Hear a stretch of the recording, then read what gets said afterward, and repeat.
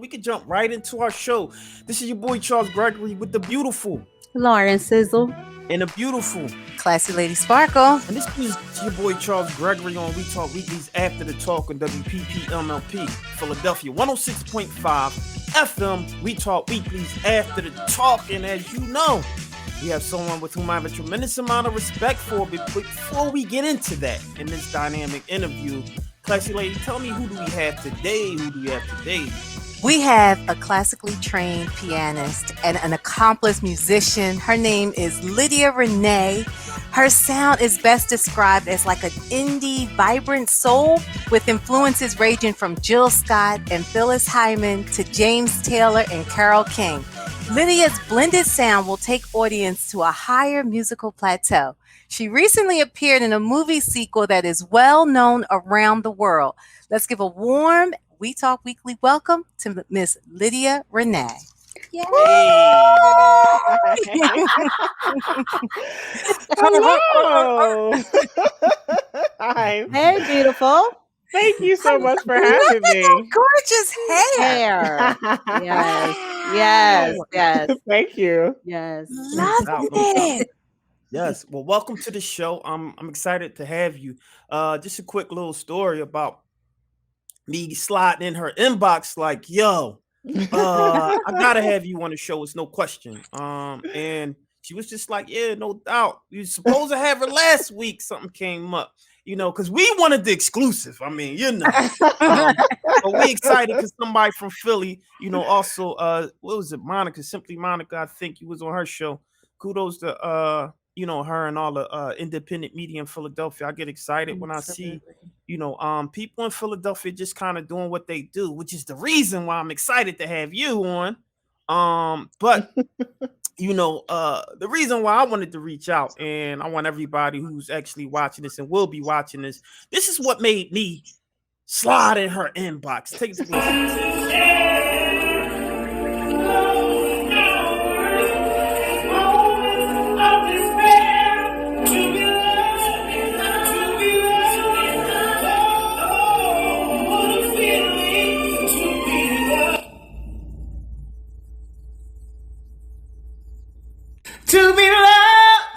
To be loved, oh, what a feeling to be loved. Woo! That gave me chills. And we can't let her leave without her singing that. Gotta have her sing that. Oh my gosh. And so, we'll get into the whole coming to America conversation, but I definitely want to know what got you into singing. Where did that voice come from? Well, I mean, I guess God.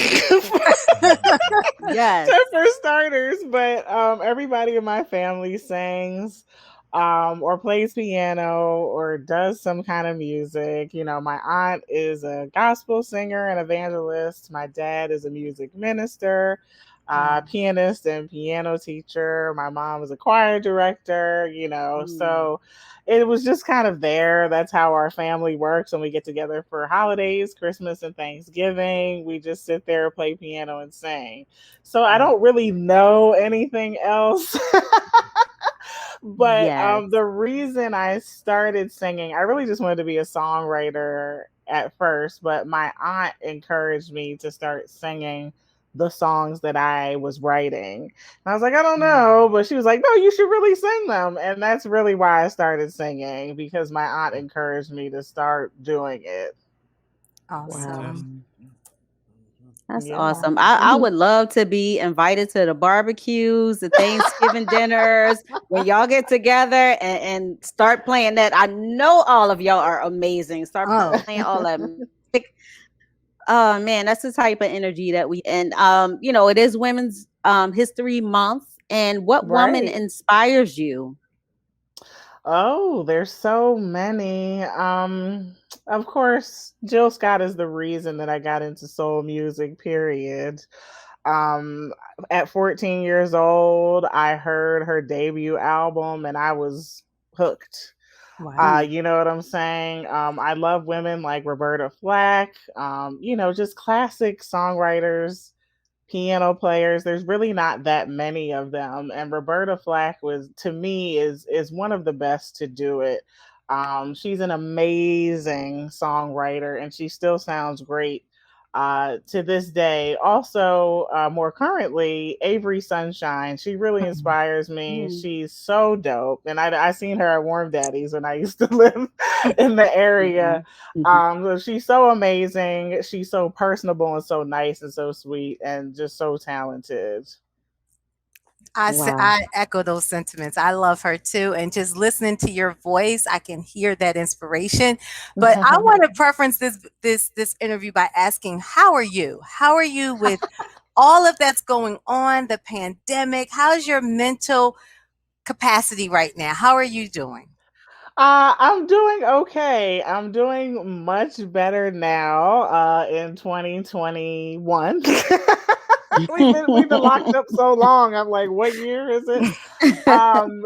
But my quarantine was a little bit different because I had my daughter at January 2020, the January 2nd, literally the second day of the year. So Wow. I was in recovery. I was in the house. And then, all of a sudden, when she was about 2 or 3 months, it's like, oh, you're going to stay in the house. So I had to kind of adjust to motherhood, adjust to the pandemic, adjust to new life. Pretty much most of 2020. So now that she's a year old, I'm finally kind of getting back to myself, getting back to creativity, getting back to my normal, semi-normal routine with a child involved. Kudos to you. That's a major thing because as a mother myself, I know that postpartum depression is real, and then especially going through a pandemic, and then a lot of the things that you couldn't do, like play dates or just getting out. So just to have that, this beautiful, vibrant energy that you're exuding right now, I just say kudos to you, my sister, and thank you for sharing that with us. No problem. No problem. Absolutely. I know that Sizzle just mentioned about this is Women's Month. What in Women's Month, and when Charles had said earlier, this is Black Women's Month. What is a legacy that you would want to have for your daughter and your grandchildren and great grandchildren? What would that legacy be from you? First of all, I think as creatives and creative people in any industry, we have a responsibility because yes, what we do is awesome and fun and cool, but I think that we have the power to change people. With music, with your voice, with your instrument. I want to ultimately change people's lives. I want people to have a better day because they heard me sing or they heard a song that I wrote. I want people to be changed for the better, not for the worse, after they experience everything I have to give. And essentially, I also want to start my own label. I want to mentor other artists. I want to do and help other people create and help finance their creativity and help other independent artists traverse the path because it's just not easy. So yeah, I want to change people's lives with my music and help other people change lives with their music. Fantastic. Awesome. Yeah. So when I know everybody who's going to watch this, they're going to be really interested in kind of the who, the how, the why, right? And so I want to walk through that whole process Okay. as it relates to being involved in coming to America, right? And so Right. before we get into your role in that, let's talk a little bit about the song selection. Where did that song come from? And then two, how did you get casted, so to speak, not only for the song but also as someone essentially with lines, right? Okay, so essentially you want to know how they chose the song. Well, first of all, Absolutely. that song was the iconic song in the original Coming to America. How old were So, you for the first one? I was a baby. Oh my goodness. Technically, I was 2 years old, maybe. I really was. Was it 88? Wow. Yep, Something like 88. I was 2. Okay. So yeah, obviously I didn't see it until much later. Right. But that was the song that was playing when Prince Hakeem was dancing with Lisa on their little date, and that he was singing when he got home, right? In the original film. And so how I got this job was I was contracted by a vocal contractor, but before that, I met a man named Jermaine Stegall. He is the composer for the film. He happened to be, me and my husband happened to be really great friends with him. We met him through a mutual coworker of my husband's, and we were friends for about 2 years before this project was even spoken of. He was like, "Oh, guess what, guys? I'm doing Coming to America." And I was like, "Oh my God, that's so great for you." Not thinking I'm having like any involvement in it at all. I wasn't thinking about myself at all. So fast forward, they started shooting this thing a couple years ago, pre-pandemic. So he was like, "You know what?" He was like, "Lydia, you're going to be singing in Coming to America." And I was like, "No, I'm not." No, I'm not. Because sometimes I'm like, I ain't going to believe it till I see it. So he called me and was like, "It's go time." So the first session that we had, we did all the choir stuff, which included that song with Gladys Knight, if you've seen the film. When they're singing at the funeral, all the music that weaves in and out of the film, and you hear anybody singing in a choir or a group or something like that, that's me and the other session singers. We sang from the beginning of the movie to the end. Oh, wow. So Wow. we recorded about 4 or 5 songs back in 2019 when I was still pregnant. And then the composer told me, "You're going to have to do a solo." And I was like, "Oh, okay." I was kind of like nervous a little bit. So I was like, "Okay, well, he believes in me. And so I think we could do this thing." So a year passes and I don't hear anything about the solo. So I'm like, that solo ain't happening. So 2020, October 2020, he's like, "It's go time again." And so I have to record 20 songs from home in addition to the solo, which happens to be To Be Loved. And I did it in our living room. Me and my husband as my recording engineer, shout out to him. In our living room in the middle of the night. My daughter kept waking up. She kept crying. She was going through a sleep regression. We had this ugly, humongous play gate in the living room that we kept tripping over. And so while we're recording all of this, I have one song left because I was like, we had about 3 or 4 days to turn in our files for the movie. I was on the last song and I was like, "Oh my God, we're almost done." My husband was like, "So I'm having a little bit of a technical issue. I can't find any of the files." Oh, And I was like, Wow. Oh, Jesus. Oh my Lord. gosh. I Mm-mm-mm.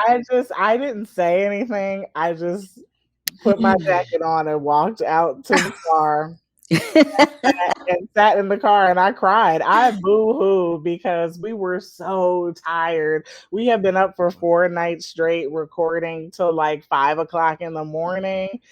And then all of a sudden he told me he didn't have it. And I was like, I'm ruined. I'm done. I was like, nobody's ever going to hire me for anything ever again. I was like, I should just leave, pack it up and leave. So thankfully, by the grace of God, about an hour or 2 later, he found everything and we were able to continue. But before he found everything, someone else called me, another client called me and said, "Lydia, I know this is last minute, but can you record this song to us for us and have it to us by 8 a.m.? And I was just like, I was like, what am I going to do, God? I recorded that too. We got it all done. Superwoman. Listen, other people in the choir were calling me and my husband for help because some of these people were really new to recording at home. We had to do this because of COVID. So some people were calling me, and it was a lot. It was probably the hardest recording session at home that I've ever had to do. But we got it done. We turned it in. The composer got the files. He was like, we were going through it with the editor in the editing bay, and I started crying because the vocals and the scene, it just lined up so perfectly. And I was like, well, at least all of this wasn't for nothing. Praise God. Wow. So I think I covered everything. Wow. That's pretty much the story of everything that happened. They told me I was going to have to do this solo way back in 2019 because for whatever reason, they needed me to do it. And that's it. Here it is. It's in the movie. I thought it looked amazing. It sounded really cool. It's kind of surreal hearing your voice in a film like that. So I'm just blessed and grateful that it turned out the way it did. Go ahead, Sizzle. I was just gonna say I loved how soulful it was. It was just so rich and soulful. Did you have control over how you were, able to sing it, or did they tell you to sing it a certain way? Or well, essentially, as you know, there was someone else on screen singing it. So what happened was that person sang it in person, but they couldn't use any of it. So what I had to do was literally sync myself up with what they already had vocally so that it would line up with what was happening with her mouth. So I had to, of course, I sounded a little bit different, but I sounded a little bit like her also. They didn't want someone that had like a soft, whispery voice to do that song. You know what I'm saying? So they knew I had a powerful voice, and I had to sync it up exactly. They literally kept stressing, like, this has to match the person's mouth exactly. You have to get it right, which was also a lot of pressure. So yeah, I had a little bit of control over what I could do with it vocally, but it still had to match up and sync up timing wise with the person on screen. So for people that are listening, it's just basically you're letting us know that you're not the actual person on screen. It's your voice and all of the other parts of the singing. Okay. I was singing lead, and I also was singing alto in the background for To Be Loved, along with two other ladies who were singing alto and soprano. And how did you keep your voice? Go ahead, Sis. No, go ahead. I was just gonna say, what's your secret? Like, what did you do for your voice to like keep it, to keep it at that optimum level? Like, were you like just like, okay, let me go ahead and drink some lemon water? Like, what do you do? Well, I am also a vocal coach, which comes in handy sometimes. Shout out to my auntie, because she taught me most of everything I know. And my husband also, who went to Howard University for jazz voice. He taught me a lot of things after I met him too. So honestly, technique will see you through anything. And what I mean by technique is you can't sing from your throat. You literally have to sing from your body, your diaphragm, your muscle that gives you breath support. That's going to carry you through. Also, my best friend is ginger, and ginger crystals and ginger tea. I have my ginger crystals on deck. My friend, a fellow singer of mine, he told me about ginger crystals literally like 10 years ago. So I get my ginger crystals. They're a tea, and you can just pop them in your mouth like pop rocks, and they work. And I use them everywhere. You know what? I'm so glad that you said that, because I sing also. I grew up in the church, and I've always sang on the choir and the praise team and stuff like that. But over the pandemic, I haven't been singing like that. And I was just kind of like, oh, my voice. And I tried to sing, and I'm like, oh, my voice is like not the same. I'm going to try the ginger crystals. Yeah, definitely. Also warming up just like you would for a runner, and you had to run a race. You're not just going to get out there and run the race. You have to stretch. You have to do some warm-ups, because you'll pull a muscle. You'll hurt yourself. It's the same thing with singing. It's a muscle. So you kind of have to warm it up. I drink a lot of water. I try to drink a gallon a day. It's been a struggle during the pandemic, but I try to get a lot of water. Sleep too, even though sleep was scarce during this session. If you notice, if you stayed up all night and you have to go sing somewhere, it's not happening for you. Sleep will help you recover. Sleep will heal your voice. You need sleep and water, as basic as those things are, and ginger crystals. Yes, Fantastic. I'm I trying just it. want to jump in real quick. We have Darlene Robertson said she is so very talented. Congratulations, Queen. Queen. And if you're watching and you want to ask Lydia some questions, please feel free to write them in the comment and we'll bring them up. Just to ask her some questions. I mean, she was a dynamic voice in Coming to America, and we have her on today to just talk a little bit about her process, what that process was like, her feelings about it. It's a lot of commenting as it relates to what the new Coming to America is kind of circulating on Facebook and Twitter and everything. Now, just to jump back into you, when you think of being a voice, a strong voice, and you said not only did you sing lead, right, with that particular scene, you were in, like, what you say, 8 other songs or something like that throughout the Well, yeah, there's about the film score is literally all the music that's playing in between right. the scenes. The intro, that big intro song when they're showing the green grass and the trees and the palace and all that stuff. So we're singing during all of that. Of course, people aren't really Wow. listening or paying attention for it, but there's a choir and we're singing. It was, from my knowledge, I was on about 20 to 24 different cues. Now they could be short cues. If you remember when Prince Hakim's son, the bastard son, he took the young lady from the palace and tried to get married to her in the little Right. storefront church back in New York City. And he comes out and there's a choir and they're going, hallelujah, hallelujah, hallelujah. Yeah, that was all Yes. us. Oh, wow. Wow. All that Oh stuff my. like that. It was all us. And shout out to everybody who was a part of the singing team, because they were calling us the vocal Avengers towards the end when we were doing the last 20 cues, because it was just so difficult. Wow. I Wow. love that though. Yeah, exactly. Like I never really thought about it either before I got into this, but there's a lot of work that goes into creating a film score. Also, there's not many Black composers. Jermaine Yeah. is one of the very, very, very few composers that are blessed to be able to do feature films of this level. And he's done 20 plus films before he even got to Coming to America. Wow. It's interesting that you brought that up. I mean, that's a cool little nugget, as they say, one of those Easter eggs. You know, Mm-hmm. it's going to make people go back to want to see this movie and listen for, those little pieces that you have been doing. So kudos for, sharing that with us.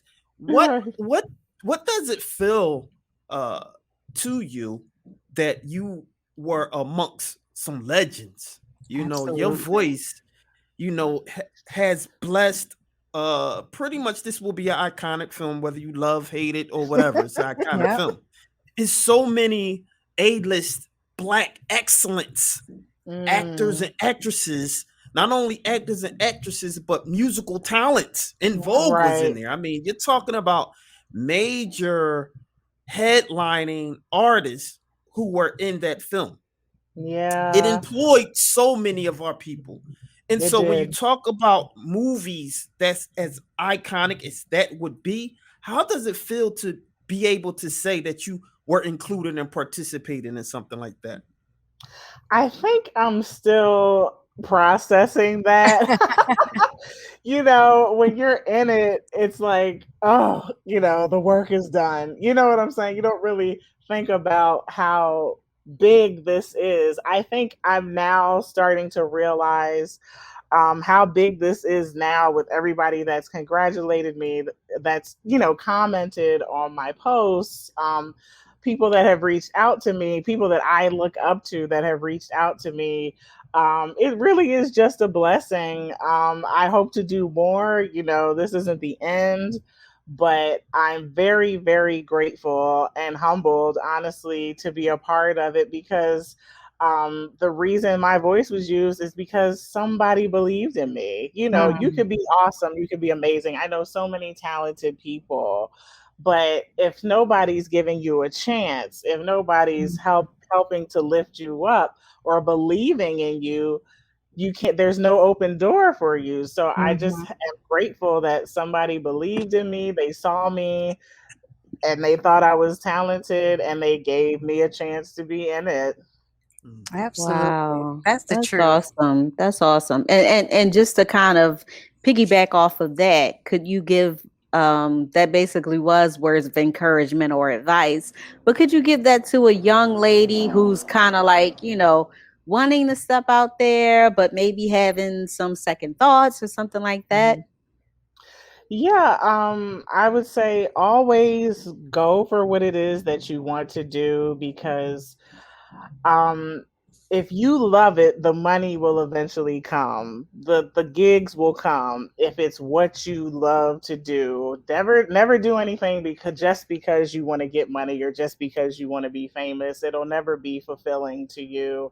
I think you should always follow your heart and follow your dreams, and also study your craft. I didn't mention this, but as we were singing, we all had to sight sing sheet music. And in the session singing world, you have to know what you're doing when you step in the room. You have to know what's on the page. You have to be able to take direction when you're singing it. Sing it brighter, sing it darker, change your tone. You have to be able to do that right then and there. Nobody's going to walk you through it. So I would encourage people to still study, practice, learn your crafts. I took a sight singing class 2 or 3 years ago to learn how to sight sing better in order to get these kinds of jobs. And if I do get that kind of job, that I wouldn't be struggling in the room. Right. So it's a lot of work, but I think sometimes we forget to tell people you have to practice and you have to study what it is that you want to do in order to do certain things. Wow. Yeah. Lydia, So for those who don't know what sight singing is, what is that? It's basically sheet music. You know how you read music on a Right, right. paper, but when it's put in front of you, you have to sing what is on the paper, just like a guitarist would play what is on the notes that are on the page for him, or a piano player would play the notes that are on a page or in a songbook for them. And it's much more difficult because I know how to read music because I play piano, but singing it is a much different skill, and it's using like a completely different part of my brain. I don't know about everybody Mm. else, but it's much, much different and much harder because you can't just see the note on a piano and be like, oh, C, and hit C. Mm. Um, you have to, they give you your starting note and you just have to go and read what's on the page. Wow. so what's next for Lydia Rene? What's next for you? So I'm working on my next album. I'm hoping to release a single within this month or next month, and I'm hoping to be able to finish my next album from home by the end of the year or the top of 2022. As you know, doing an album is a huge undertaking, but I'm finally at a place where I can carve out some time to write, I can carve out some time to play, and I can start to finish the album that I want to do, talk about my story, motherhood, everything that I've been through.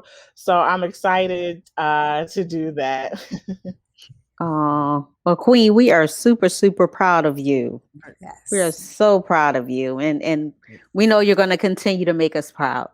Thank you so much. And Now you know.